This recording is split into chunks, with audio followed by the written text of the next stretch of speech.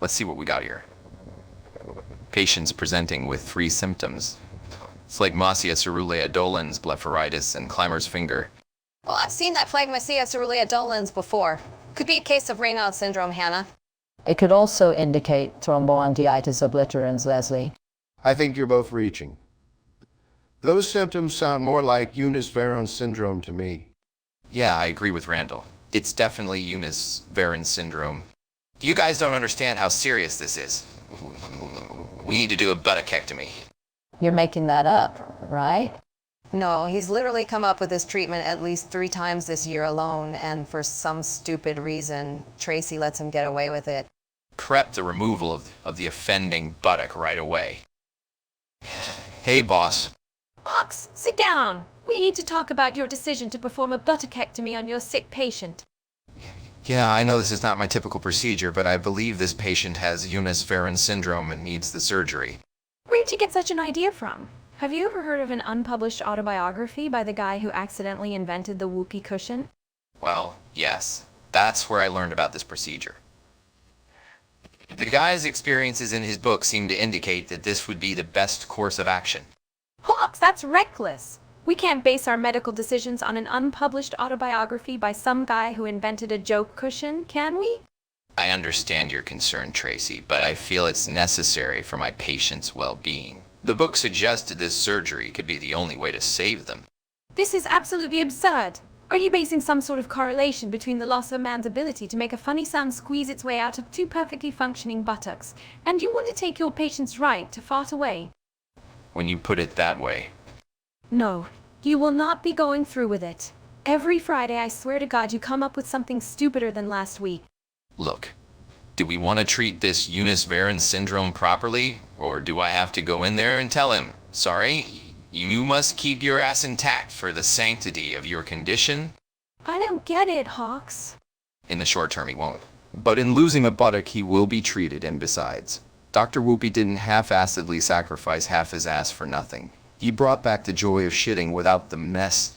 You're asking to be put into a straitjacket when this is done. We'll get it out of the closet, Liz. They've already gone through with the surgery.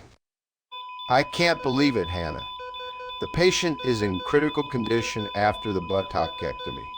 You can't believe it. I saw this coming a mile away. I was being sarcastic.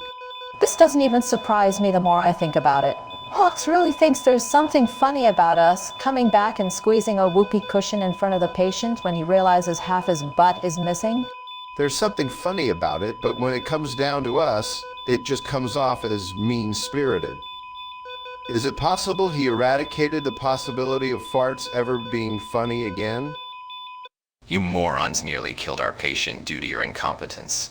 Eunice-Varon syndrome was a misdiagnosis and buttocectomy was the wrong treatment. No goddamn shit, Hawks. What? What do you mean he hasn't defecated yet? He should have a bigger opening now. Hawks, no one is laughing. We're going to lock you away forever if you demand another buttocectomy. This is nearly as insane as the cranioectomy. Sorry you weren't there for that saga, Hannah. No, I remember that one pretty well. It was even on the news for a bit. Do we want to talk about the patient in critical condition or the man who's been dead for over a year now? Wake up, people.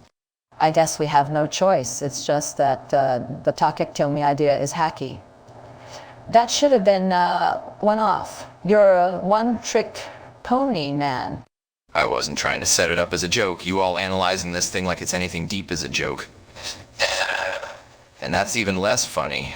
I'm off to lunch. Screw all of you. So, how are things going in oncology these days? Any interesting cases you've been working on? Nothing as interesting as your case. You seriously sliced off another buttock?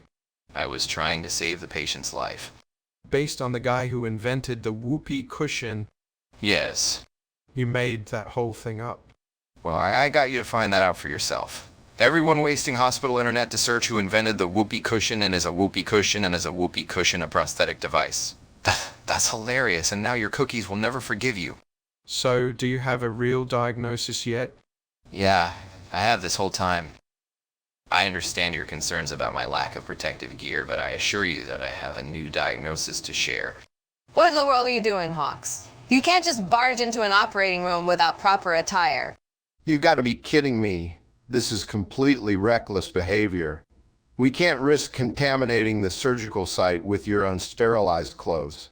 Parks, I appreciate your enthusiasm for your new diagnosis, but we have protocols in place for a reason. Let's adhere to them and discuss this after you've properly prepared yourself. I apologize for my actions earlier, but I'm sure you'll understand once you hear what I've discovered about the Genetic Alliance UK condition. The Genetic Alliance UK condition. Are you just reading the names of articles on Wikipedia again? That's where he got his justification for butt slicing. Hannah, that's where he gets all his great ideas, like some poorly programmed bot meant to farm karma. That's the most bad thing I've ever heard you say, Leslie. Shut up.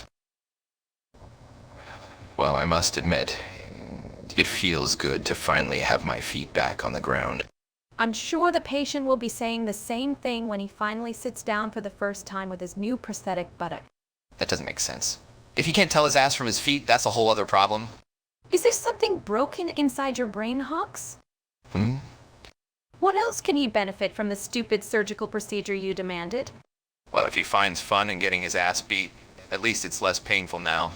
Get out of my office. Pack your box. You're fired. Okay, see, Monday.